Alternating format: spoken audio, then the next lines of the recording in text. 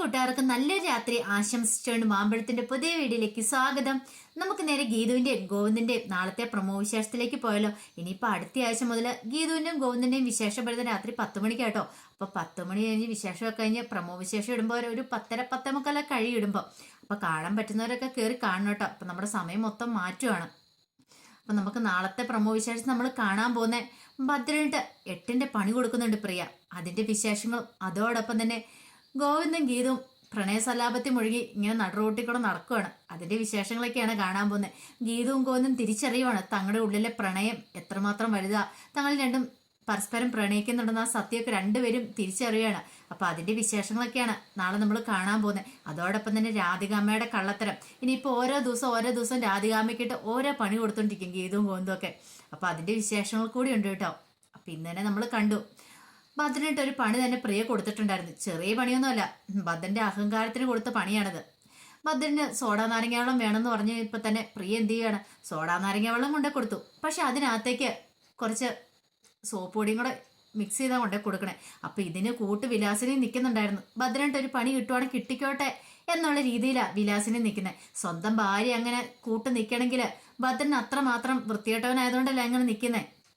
അത്രയും വലിയ തലവേദന വന്നിട്ട് അത്രയും പൈസ കയ്യിലുണ്ടായിട്ട് 1 രൂപ പോലും വിലാസിനിയുടെ ആവശ്യത്തിനായിട്ട് ചെലവഴിക്കാനായിട്ട് ഭദ്രൻ തയ്യാറായില്ല. അതിന്റെ ഒരു ദേഷ്യം വിലാസിനൊക്കെ ഉണ്ടായിരുന്നു. അപ്പം വിലാസിന് പ്രിയയോടൊപ്പം നിൽക്കുകയതെ. പിന്നീട് മുറിയിലേക്ക് ചെന്ന് സോഡ നാരങ്ങളുമെല്ലാം കൊടുത്തു കഴിഞ്ഞിട്ട് ഭദ്രൻ പറഞ്ഞു, അതെ ഞാൻ പറയുന്നതൊക്കെ അനുസരിച്ച് മര്യാദയ്ക്ക് നീ നിന്നോണം, അല്ലെങ്കിലുണ്ടല്ലോ ഇവിടെ നിൽക്കാൻ പറ്റില്ലെന്നൊക്കെ പറഞ്ഞുകൊണ്ട് പ്രിയനെ ഭീഷണിപ്പെടുത്തിയതെ.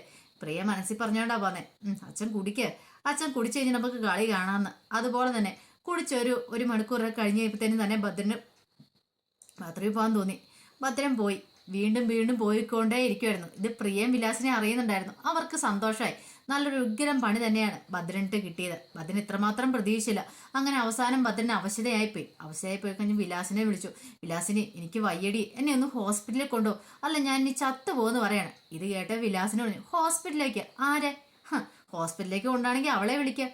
ഞാൻ മരിച്ചു പോയി കഴിഞ്ഞിട്ടുണ്ടെങ്കിലേ ഏതോ ഒരുത്തി വരുമെന്നല്ലേ പറഞ്ഞേ. നല്ല ചെറുപ്പക്കാരി ഒരു പെണ്ണ്, അവളെ വിളിക്കുക, വന്ന് ഹോസ്പിറ്റലിൽ കൊണ്ടാൻ പറ. വിലാസിനി, ശവത്തെ കുത്തല്ല നീ. ഈ സമയത്താണ് ഇങ്ങനെയൊക്കെ പറയണേ. എനിക്ക് തീരെ വയ്യടി, എനിക്ക് എന്തേലും മരുന്ന് തന്നില്ലെങ്കിൽ ഞാൻ ബാത്റൂമിൽ കിടന്ന് ഇനി ചാവൂന്ന് എനിക്ക് തോന്നണേ. അതെ, നിനക്ക് ഇങ്ങനെ തന്നെ വേണമെന്ന് പറയണം. ഭദ്രൻ പറഞ്ഞു, അതെ ഇങ്ങനെയൊന്നും പറയരുത്, എന്റെ ഇപ്പോഴത്തെ അവസ്ഥ നീ കണ്ടോന്ന് ചോദിക്കുകയാണ്. വില്ലനായി വന്നാ ഞാൻ, പക്ഷെ ഞാൻ വെറും കോമാളിയായി പോയില്ലെന്ന് ചോദിക്കണം എല്ലാവരുടെ മുന്നിൽ. പ്രിയയുടെ മുന്നിലും വിനോദിന്റെ മുന്നിലും ഒക്കെ ഭയങ്കര കലിപ്പിളകി നിൽക്കുമായിരുന്നു ഭദ്രന്. ഞാൻ പറയുന്ന അനുസരിക്കണം, അല്ലെങ്കിൽ അങ്ങനെ ഇങ്ങനെ എന്നൊക്കെ പറഞ്ഞോണ്ട്. പക്ഷെ എല്ലാം ഒരു നിമിഷം കൊണ്ട് ഇല്ലാതായി പോവാണ്. ഭദ്രൻ പറഞ്ഞു, ഇതിന്ന് എനിക്കൊരു കാര്യം മനസ്സിലായി, നമ്മള് വെറുതെയാണെ പോലും ഇങ്ങനെ പറയരുത്. അപ്പൊ അതിനുള്ള പണി എനിക്കിട്ട് കിട്ടിയെന്ന് എനിക്ക് മനസ്സിലായെന്ന് പറയണം. ഇത് കേട്ട് കഴിഞ്ഞപ്പോഴത്തേനും പ്രിയക്ക് ചിരി വന്നു. പക്ഷെ പ്രിയ ഒന്നും മിണ്ടിയില്ല. പ്രിയ അങ്ങോട്ട് താഴേക്ക് അങ്ങോട്ട് ഇറങ്ങിപ്പോവാണ്. വിലാസിനി മൈൻഡ് ചെയ്യാതെ അങ്ങോട്ട് ഇറങ്ങിപ്പോയി. ഈ സമയം ഗോവിന്ദനയുടെ വീട്ടിൽ നിന്നിട്ട് ഒരു സമാധാനം ഇല്ലായിരുന്നു. എങ്ങനെ ഗീതുവിന്റെ അടുത്തേക്ക് പോകണം, അവളെ കാണാതിരിക്കാൻ പറ്റുന്നില്ല. ഹോസ്പിറ്റലിലേക്ക് പോയാലോ? ഇപ്പൊ നാണക്കേടൊന്നും വിചാരിച്ചിരുന്നിട്ട് കാര്യമില്ല. പോകാന്ന് വിചാരിച്ച് നേരെ ഹോസ്പിറ്റലിലേക്ക് പോവാണ്. ഹോസ്പിറ്റലിൽ ചെന്ന് കഴിഞ്ഞപ്പോഴത്തേനും ഗോവിന്ദനെ കണ്ടു കഴിയുമ്പോഴത്തേനും ഗീതു പെട്ടെന്ന്, ഇതെന്ത് പറ്റി, എന്താ ഗോവിന്ദേട്ടാ, എന്ത് പ്രശ്നം ഉണ്ടാ, എന്താ ഇങ്ങോട്ട് വന്നേന്ന് ചോദിക്കണം.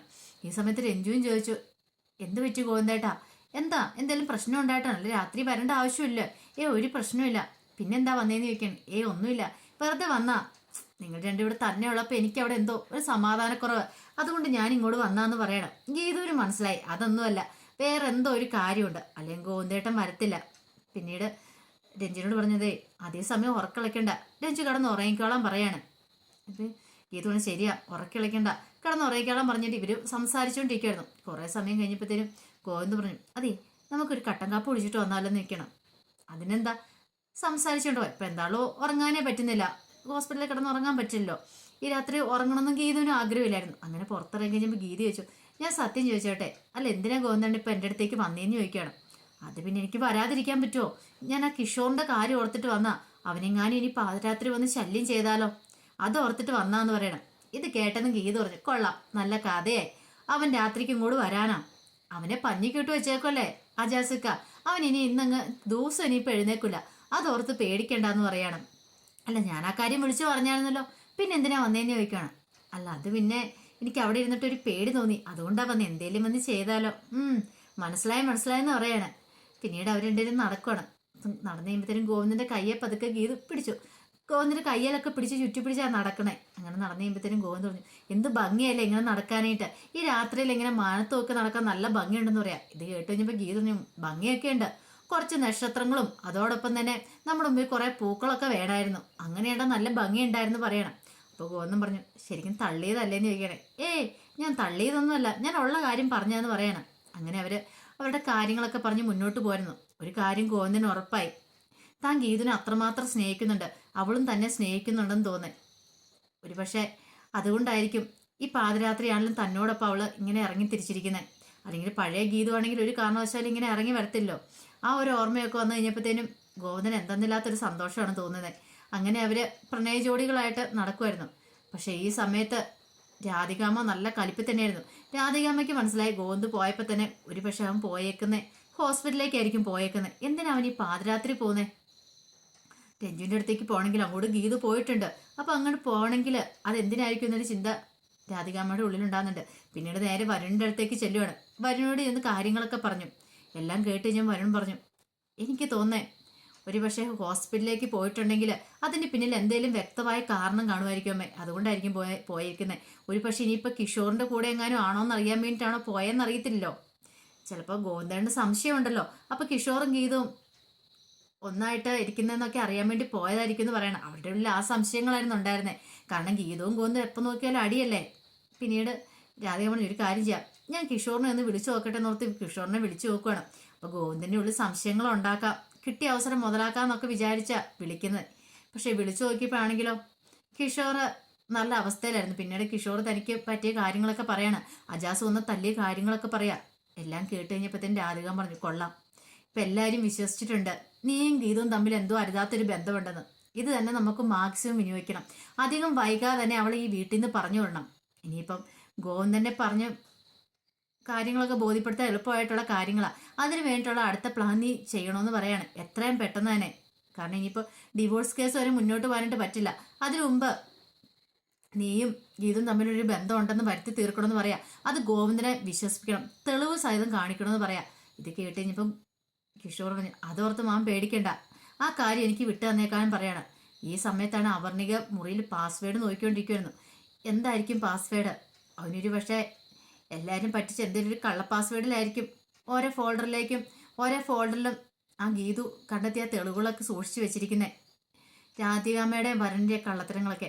അവസാനം അങ്ങനെ കുറേ സമയം ട്രൈ ചെയ്തതിന് ശേഷം അവൾക്ക് ആ പാസ്വേഡ് കിട്ടുവാണ് അവർണയ്ക്ക്. അവളുടെ ഫോൾഡർ തുറന്നു കഴിയുമ്പോഴത്തേനും രാധികാമ്മയുടെയും വരുണിനെ ആ സത്യങ്ങളെല്ലാം അവർണയെ കാണുവാണ്. അവൻ സൂക്ഷിച്ചു വെച്ചിരുന്നത്, കിഷോർ സൂക്ഷിച്ചു വെച്ചിരുന്നത്. കിഷോറിന്റെ ലാപ്പിൽ നിന്ന് ആ വിവരങ്ങളെല്ലാം കിട്ടുവാണ്. ഇത് കിട്ടിക്കഴിഞ്ഞപ്പോൾ തന്നെ അവർണയ്ക്ക് സമാധാനമായി. പെട്ടെന്ന് തന്നെ അവർണയ്ക്ക് എന്ത് ചെയ്യുവാണ്, അതെല്ലാം തൻ്റെ ഫോണിലേക്ക് ആക്കുവാണ്. ഫോണിലേക്ക് ആക്കിയിട്ട് ഗീതുവിന് കൊടുക്കാനായിട്ട് എല്ലാം സെൻഡ് ചെയ്യുവാണ്. അപ്പോൾ അതിൻ്റെ വിശേഷങ്ങളൊക്കെ കാണാൻ പോകുന്നത്. ഇനിയിപ്പം നാളെ നമ്മൾ കാണും കിഷോറിനെതിരെ ആ രാധികാമ്മയ്ക്ക് വരുന്നവരെ ആ തെളിവുകളൊക്കെ അവനെ ഗീതുവിനെ കൈമാറുന്നേ. പിന്നീട് അതിനുശേഷം എല്ലാവരും കൂടി രാധികാമ്മേനെ വരുന്നേം പൊളിച്ചെടുക്കുന്നൊക്കെയുണ്ട്. അപ്പോൾ അതിൻ്റെ വിശേഷങ്ങളൊക്കെ നമുക്ക് എല്ലാവർക്കും കാത്തിരിക്കാം കേട്ടോ. അപ്പോൾ ഒരിക്കൽ കൂടി എല്ലാവർക്കും നല്ലൊരു രാത്രി ആശംസിച്ചുകൊണ്ട് നിർത്തുന്നു. നന്ദി.